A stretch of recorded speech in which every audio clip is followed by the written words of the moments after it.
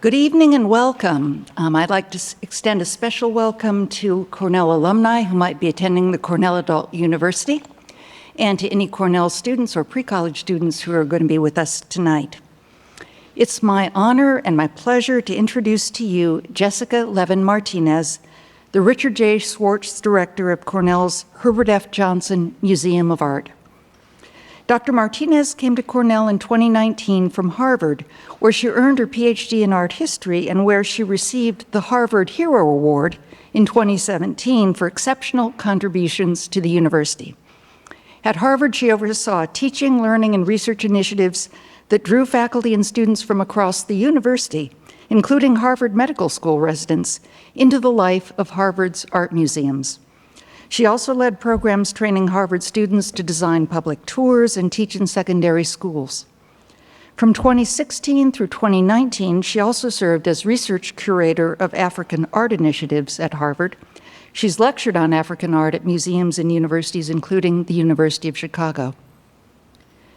In her role at Cornell, Dr. Martinez has extended the reach and influence of the Johnson Museum of Art in every direction, both inside and outside the university.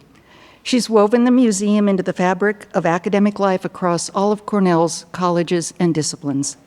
In academic year 2023-24, the museum hosted 386 Cornell class visits, supporting learning and research in courses focused on everything from art and archaeology to fashion design, policy and leadership, the body and biomedicine, engineering operations research, and the global history of love. The Johnson Museum has also involved students from around the university in path-breaking exhibitions like Colonial Crossings, Art, Identity, and Belief in the Spanish Americas, and partnered with university-wide collaborations like the Global Migrations Project. If you visit the museum, especially during the school year, you'll see and feel this energy in the afternoon bustle around all kinds of exhibits and in the diversity of the Johnson student interns and workers. But the Johnson's reach extends well beyond Cornell's campus. In 2023-24, the museum hosted almost 6,300 K-12 students and their teachers. This kind of outreach is central to Dr. Martinez's vision for the arts, which she connects with Cornell's land-grant mission. In her own words, the Johnson Museum not only takes that role seriously, but with joy, welcoming community members of all ages from throughout New York State. Tonight, Dr. Martinez will take us behind the scenes at the Johnson Museum to see how all of this is accomplished so joyfully. Please join me in welcoming Jessica.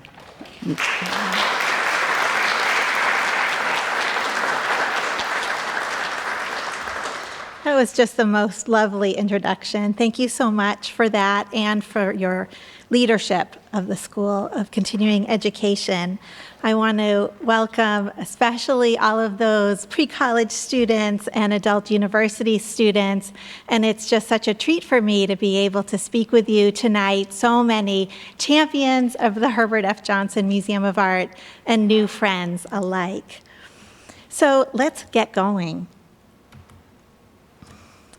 This is really to entice you to come in person, and we're open tomorrow, so I'll see you there. I'll actually be there waiting at the front door so I can take you through myself. But part of the impetus of this talk was to share what you can't see walking around necessarily in the galleries, a kind of behind-the-scenes view at the decisions we make day in and day out at the Johnson Museum.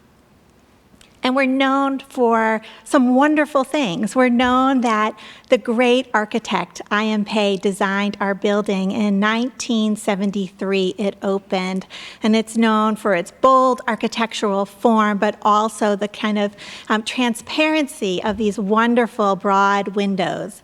And for me, I am able to look closely at works of art and then take a breath.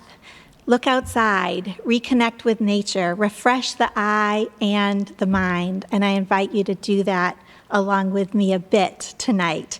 And then at the end of the lecture, I'm going to encourage you all to walk to the Johnson Museum to see our fabulous light installation. So I hope you're all wearing your sneakers. It'll be cool by then, I promise.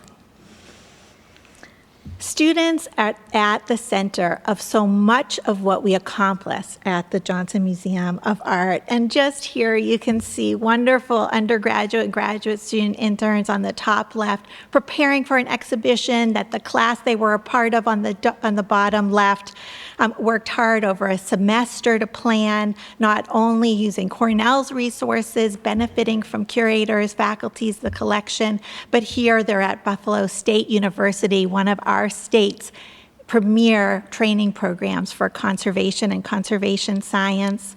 We have a broad collection of over 40,000 works of art. So at most museums where you go, the works you see on view, it's about 1%. Sometimes it's up to 10% of the collection. So we care for this collection behind the scenes, and we have interns in that work along with our 35 mighty staff colleagues. And to train, sometimes you just got to get out of Ithaca. Things happen in New York City and around the world, and we want to expose our students to that as well. So here we have, students on one of, the field trips that move out of the campus, as opposed to all the many field trips we so warmly welcome to the museum. So if we can put ourselves in the shoes of these students who get these wonderful, either semester or year-long, or sometimes even longer opportunities to get behind the curtain, that's what we're going to do tonight. So first, I'm going to talk a little bit about what's on now, how the museum kind of runs, a day in the life, and then I'll move to our planning of current and upcoming exhibitions, and then I hope you will just pepper me with questions, and I'll do my very best to answer those.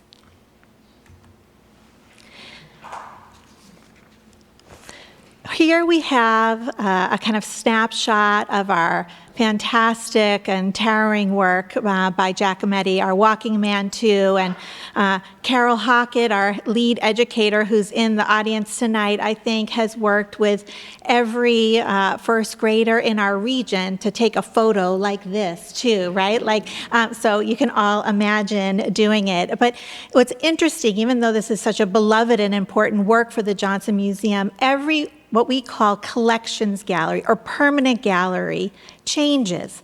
So in just a few months, the Giacometti will be in a different permanent gallery at the Johnson Museum of Art. When you go to any museum and they say permanent collection gallery, it typically means that a museum has planned that gallery for 8 to 10 years. And that is just far too long for a university campus that works on a semester basis. So we feel the excitement about refreshing and moving these spaces around to advance the curriculum, to serve visitors, both during the academic terms and in this wonderful summer semester. And if you were at the museum today, it was humming. There we are. And last week, there was a CAU class that spent quite a bit of time in our European gallery that you see here. That class had a looking at Rembrandt and his actually love of his dear Saskia, the love of his life. And sometimes this Rembrandt is actually pulled out in one of the drawers that you see here. So many academic art museums, this is very typical that academic art museums, about half the collection is actually works on paper. Why? Works on paper are more immediate, perhaps for teaching. There's a kind of surface structure, a handling. You have the light, and there's a landscape on top of a work of art. When I say a work on paper, I mean a drawing, etching, photograph, photo book, watercolor, pastel, you get the idea. All of that material, though, is very sensitive to light. None of it can stay up for more than 8 months, but sometimes it's 4 months, sometimes 6, sometimes 8, depending on how that specific work on paper needs to be cared for. So you remember you saw students working with paper in an earlier image, but here we try to make accessible that collection of works on paper as much as we can. So if we have 25,000 works on paper, some of them are going in drawers to keep them away from light and so that visitors can explore. It also, I hope, kind of encourages a bit of curiosity to put great works of art in drawers all over. So you have to go and find all of the drawers. That's your first assignment of this talk. Terrific. And sometimes we have short-term installations. So right now we have one of the works of Professor Wang Tianda, and you see it here. It's called Mirror Impressions. And Wang Tianda came to Cornell as a part of a kind of artist residency from Shanghai. He's a professor at Fudan University, and he was the 2025 Wang Chai-Lok Calligraphy Fellow. So we have a wonderful collaboration with Cornell's East Asia program, that stunning and important program, to bring an artist who practices calligraphy. And the Professor Wang did this as a live demonstration, as multiple talks, and then organized this show.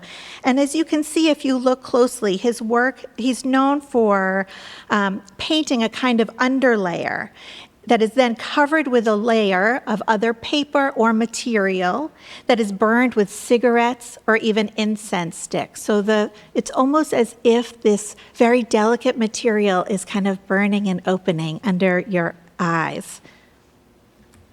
So we had to install it in just the right way so you understand the delicacy of the work.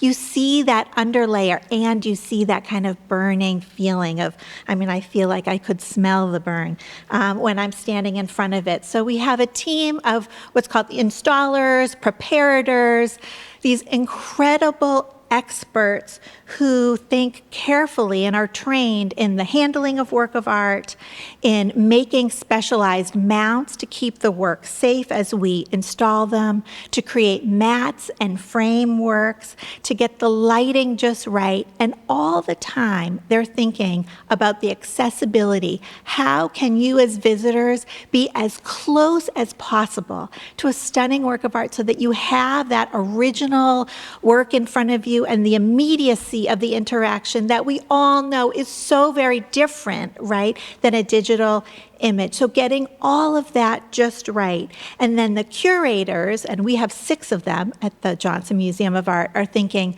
how do all those decisions come together to best advantage for the work, right? So we're thinking about the visitors and the work in tandem all the time. And sometimes permanent collections, as you'll see at the Johnson Museum for sure, but at every museum, they can be read as reflecting changing priorities of the museum. And at the Johnson Museum, even changing curricula at Cornell. For a long time, Cornell was the absolute leader in the study of the history and culture of Peru. And that meant that the resources at that university are extraordinary and that there's a long kind of legacy of very careful work that has changed the field. And we have a new curator at the Johnson Museum of Art, Hugo Ikihara, who himself is an expert in the arts of the ancient Americas. And so while we've had these important collections, we might not have done enough with them, right? We had put some of them on view. We had certainly digitized and make them accessible. But how can we present these works in a new light, right? So you'll see the Giacometti will move, and works from Peru, Ecuador, and elsewhere will take their place in a kind of examination of not only figuration, but the role of the body in royal life, in daily life, in ritual life. And not all of our collection is even in Ithaca. Some of our most important pieces travel to be what we say on loan to other museums. So when you have the exciting and important collection of a major museum, when other museums are doing new research, they ask the museums that hold the most important works that advance that research or advance the argument in another museum if they can travel. And it's a hard decision because we know that you might want to see those works, or a certain Cornell class is teaching with those works, or we're doing research behind the scenes. So if any of you are headed to New York City before August 2nd, I encourage you to see this stunning show at MoMA and see our Mersenaki Blue by Jack Whitten. Jack Whitten, this really daring artist, it's a show of his practice and innovation and technique over I think it's 6 decades of his work. And we said yes to this loan for a few key reasons. One, MoMA has more visitors coming to it than the Johnson Museum. There would be new scholarship that we don't have, perhaps, the numbers of individuals or capacity or interest on campus at this key time, that the chief curator at MoMA was writing a catalog, it would be published in this catalog, and other future scholars would do new research, and then just the glory that this work would be at home with other works in this artist's oeuvre. So it was, again, this kind of doing right by the artist is saying yes to the loan. So we do this when we can. Sometimes we say no to a loan because we fear there won't be new scholarship, that someone could travel to Ithaca to see it with ease, or that the work isn't stable enough. The conditions, the travel would be too trying on the work of art, and it puts the collection in some kind of jeopardy. But we have a special attachment to this work because Leonard and Ruth Beaucourt, who weren't featured in the exhibition, we think a lot about, not only because they gave us this work, and there has been such generosity over the past 53 years that's made the Johnson Museum possible through so many gifts. But Leonard and Ruth Beaucourt, they were chemists who ran a paint company, and they made it possible for Jack Whitten to construct this mighty canvas, which is part paint and part sculpture. So he put a thick layer of this acrylic paint, and then he'd use something called the developer. It was almost a rake to rake over it, and then the resulting surface has this sculptural feel. It almost, in person, looks like a photograph. Anyways, so it's very expensive to get all of this paint and to really be a kind of artist scientist and experimenting. And it was Leonard and Ruth Beaucourt who said there are stories and testimonials from the artist himself at the Smithsonian Archives saying that they would drive up in a truck with just barrels of paint so that he could create this. And then that they gave this work to the Johnson Museum makes us feel that we have such a special responsibility, again, to do best by the object.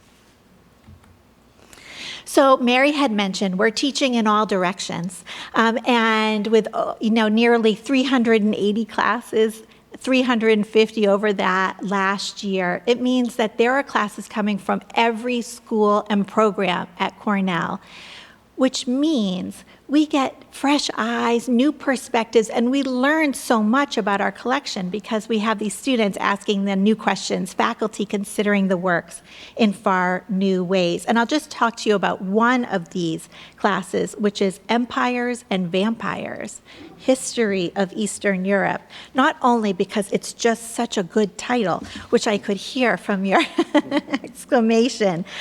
The professor for this, Christina Floria, she's assistant professor in the history department, and she's a scholar of Eastern Europe, and she wanted her students to kind of contend with this area and works from it.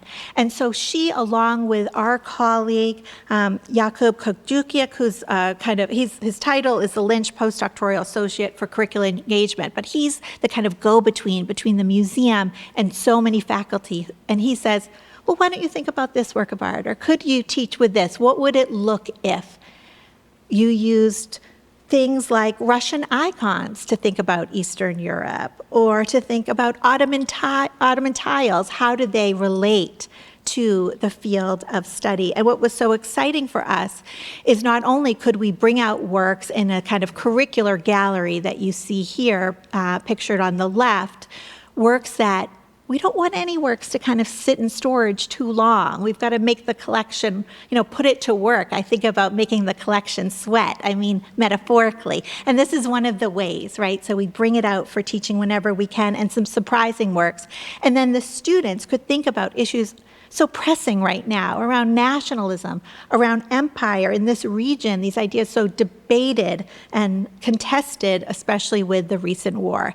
And our challenge now, we are still cracking the code of how do you do this kind of work and thinking with Cornell classes and then share it with absolutely everybody and actually learn from people who aren't in the class what their new perspective is by seeing the Ottoman tile, by the Russian icon, and understanding the fullness of the, it's similar to the project of CAU in so many ways. And we have a commitment to supporting schools, mostly at the elementary and middle school level, and it's wonderful to see high school students increasingly at the Johnson Museum, especially for courses like AP History, when the works are and their practice is quite similar to what's happening at Cornell's campus.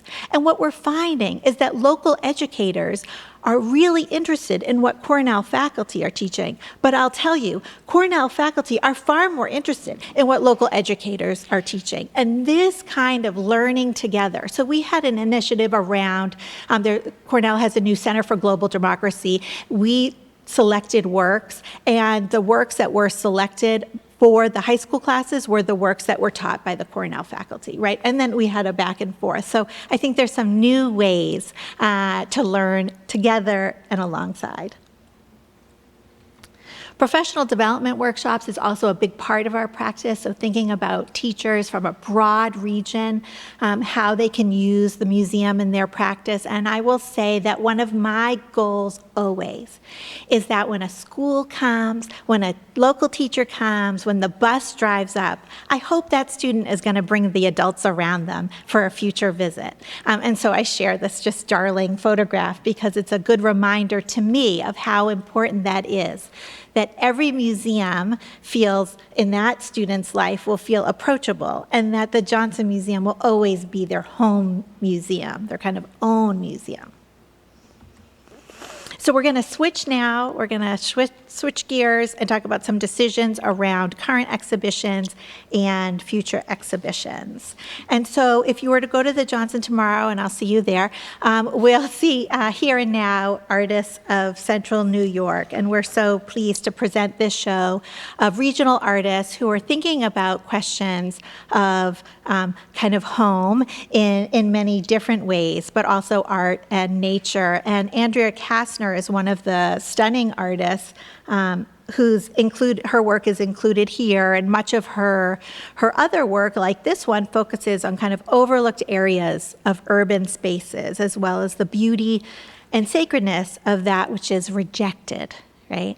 And you might not know, I learned this myself, that Binghamton is the carousel capital of the world. And just the word carousel, the image brings up so much, the kind of nostalgia of these kind of playful moments, the ups and downs of Binghamton too, and this kind of carousel on the front porch of this house, like the carousel needing restoration to the home needs some love and good care. And this is a work by Daisy Wiley, including, I've learned so much about Victorian salmon fishing flies, right? So Daisy is really interested in the complex history of these flies because in the Victorian era, feathers used in salmon tie kind of recipes were from exotic birds found in places where of the kind of former British colonies. And the birds' popularities also as pets, as science specimens, but also as fishing flies contributed to the decline in the population of these birds. So what was wonderful is not only is Daisy, generously showing her work, she's led a workshop for the community to create ties, but she asked all of the participants to kind of bring their own, right? So bring their own, not ties, but whether it was yarn, fur, feathers from their own lives, thinking about materials found in nature, environmental care and sustainability, and the like.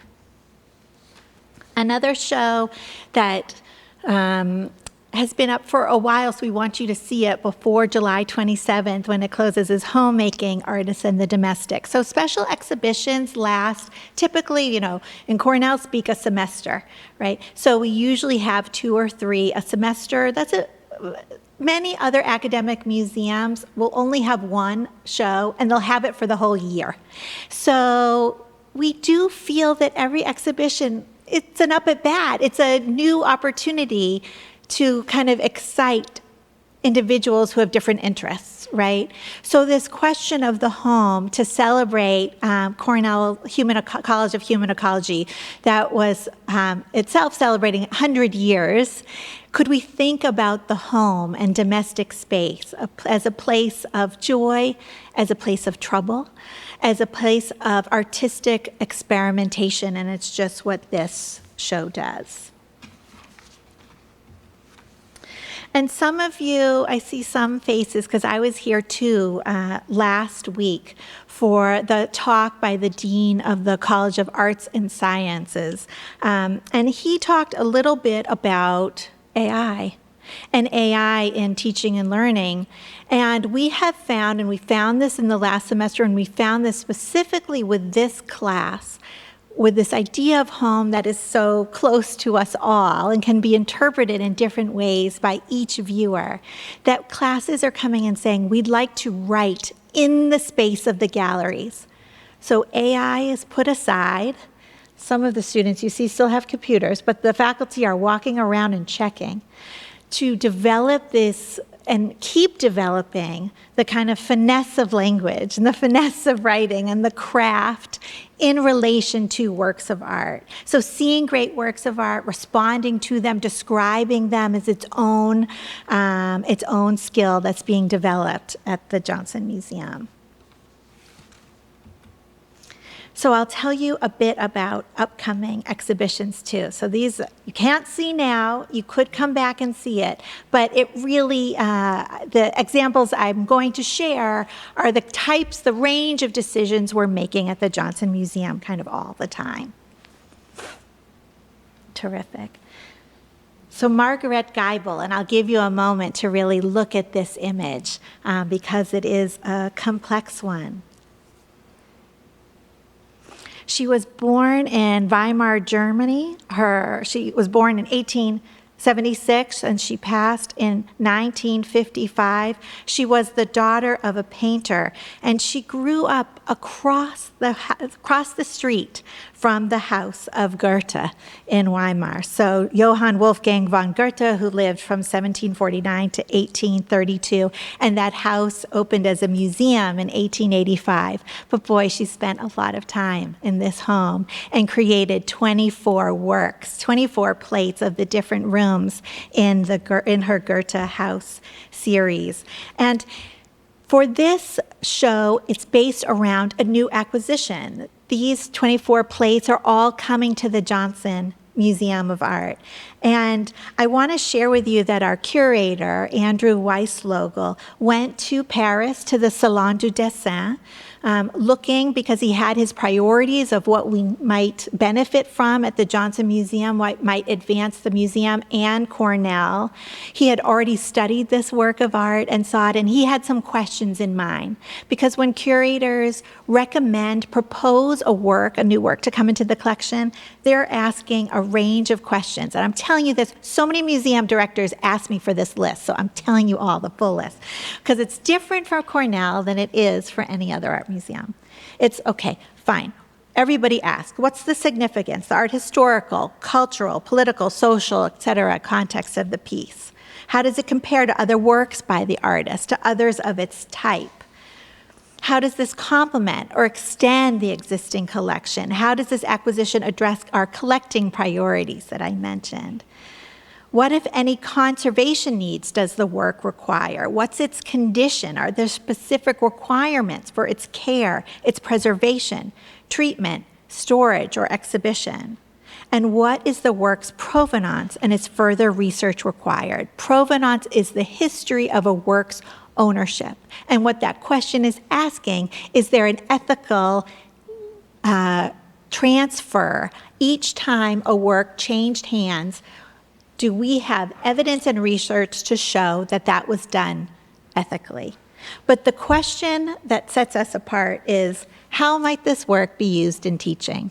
Now, it's hard to imagine in 50 years, in 100 years, how a work might be used in teaching, but that is the scale we're thinking of. We're thinking about next Tuesday, and we're thinking about 100 years from now, when the Johnson Museum is teaching in new and exciting, refreshing ways. And we do think that there are so many points of attachment for German studies faculty and classics faculty due to Goethe's friendship with Winkelmann, Johann Winkelmann, and I won't get through, you can look that up later, and the development of the artistic canon around classical Greek art. This is now a contentious moment in art history around this figure of Winkelmann. So he's been around for a while, it's very contentious now, and we think it has real legs for the future. We also think it's just a remarkably beautiful thing. And hearing from, I looked back at the text messages from the curator when he was at the Salon de Dessin, talking about the freshness of this wood block printing, excuse me. Okay. Another show that is upcoming is this wonderful video piece by Monica de Miranda called Path to the Stars. So sometimes the Johnson Museum and all museums do exhibitions that are not based on a single work that you already have in the collection. This is alone because we thought it would do so much for our visitors and would be so compelling to our campus because it's going to be presented in conjunction with Cornell's Public History Initiative. It's a 2022 film that confronts the legacy of colonialism in the Central African nation of Angola. And there's just a very moving quote that the artist shared that I think makes the point of why the Public History Initiative was so interested in this specific work. The artist says, "In my work, I seek to awaken reflection on history's complex narratives and inspire a vision of more equitable beginnings, where that was once unseen is finally felt, acknowledged, embraced." So this Cornell Public History Initiative trying to kind of resurface narratives that are understudied at Cornell and elsewhere, and that video will do so much.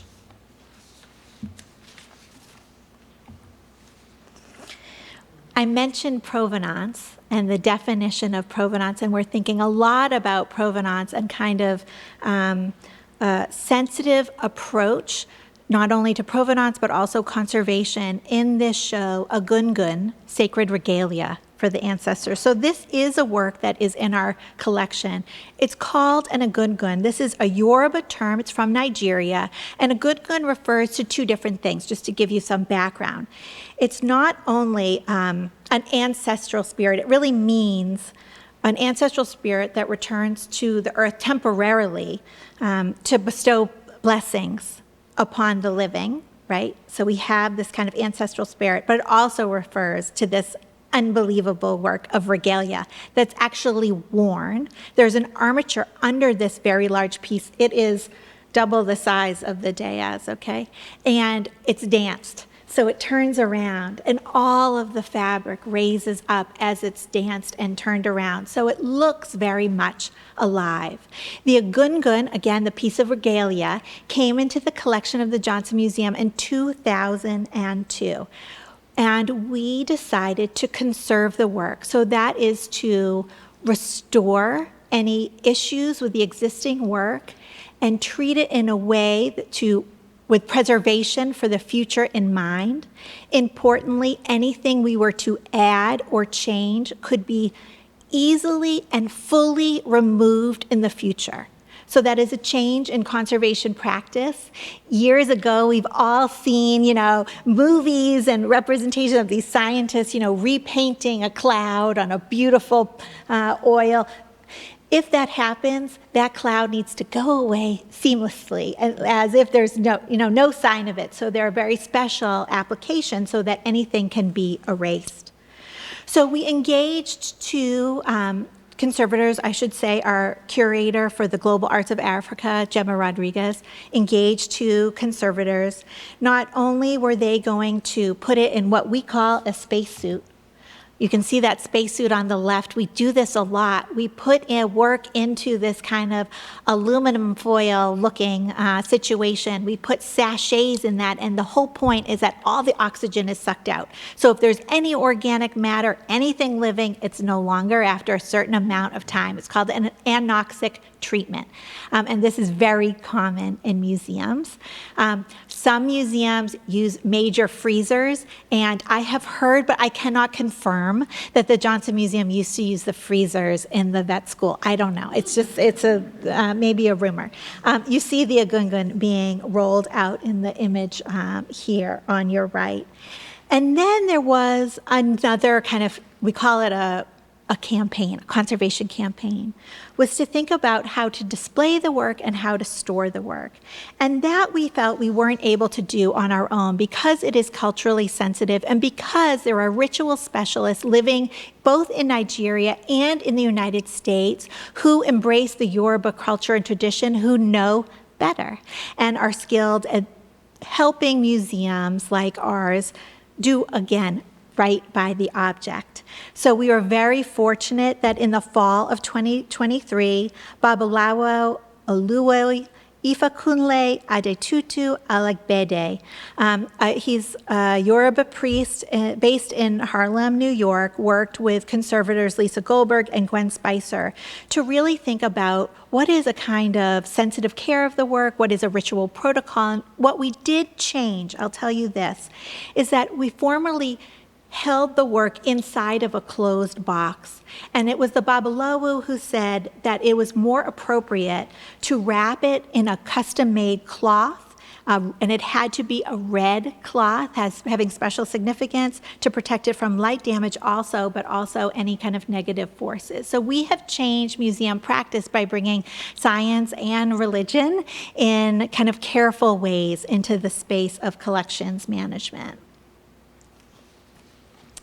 And I'll just say really briefly that part of the way that we think about new ideas for museums is meeting living artists. And it's so important to share the thoughts and practice of artists of our time, especially on a campus environment. And so we're so pleased to be presenting the work, the photography of Kunye Sugiura. The show is called Discoveries, and you see her unbelievable photogram here, which a group of our supporters saw in person. So one of the wonderful ways to get to know an artist is to spend time in their studio. And Kunye, born in Japan, but has lived in New York City in her studio since 1974, was able to share the kind of breadth of her practice so that we could not only acquire work, but plan a new exhibition. And if any of you are going to San Francisco, SF MoMA, the San Francisco Museum of Modern Art, is hosting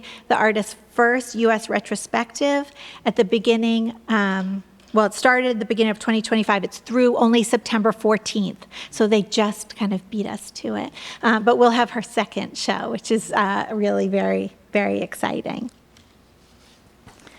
Sometimes it's challenging to get works of art to Ithaca. And I'm going to start to end with this important and very large work here that will be on view soon by Tazanai Setaseri for the show Cold War, the Mysterious. Tazanai lives in Thailand. The works were seen by a Cornell faculty in Chiang Mai in an exhibition. So from the New York studio to a museum in Chiang Mai, got in touch with the museum and said, this is critical for my research. It's absolutely required for my teaching. And again, the work is unbelievable in person. And so we learned about this artist who makes large-scale canvases, and you wouldn't believe the range of materials that he used as the structure. Buddhist monks' robes, printed books and newspapers, colored paper traditionally used in Thai paper cutting, camouflage fabric, dried rice paddies, all popular culture toys to address the modern history and politics of Thailand. It's on a boat right now.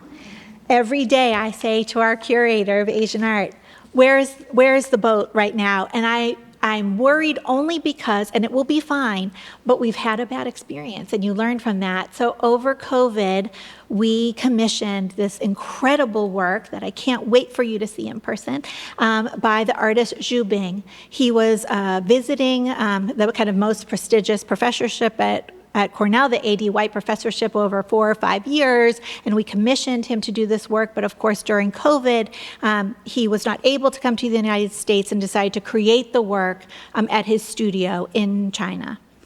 And then backups in the Panama Canal happened, and then ports closed, and I became a shipping specialist. So your museum role changes, and I have all of the apps, I have all of the coordinates for the Cold War, the Mysteria. So I'll keep you posted if anything happens. The new thing I'm worried about with this show, tariffs. So anything that comes to the Johnson Museum from anywhere internationally could be subject to a tariff, and that is a changing day-to-day, as you know, event. So we'll watch for that. We've already had tariffs charged on us from works coming from France, which might be surprising to you. Also, shipping is just changing. The whole industry of shipping is changing. So again, we learn about shipping. And so all of this happens in a stunning facility that I started by talking about I.M. Pei's design and this question of site, the siting of the Johnson Museum, set on a campus, set in nature. And here we have the only extant original model by the architect is the one of the Johnson Museum. And we had to take this close-up that you see on the right because the museum is so small. He was thinking about this broader region, this broader campus in so many ways. So now we're deep in learning about I.M. Pei's practice from the Everson just up the road in Syracuse to the National Gallery of Art, so that we, like the careful conservation scientists who will work on our building with us as we repair concrete and we think about the visitor experience, will study and convene around. So this talk was to put you in the role, put you in our sculpture court, looking upward. It's still light out, so maybe we'll be here or maybe it will be dark tonight, and you can see this stunning work inspired, called Cosmos by Leo Villarreal, and I'm happy to say more about that, but it's really by way of warm invitation to come to the Johnson Museum. I'm happy to answer any questions you might have.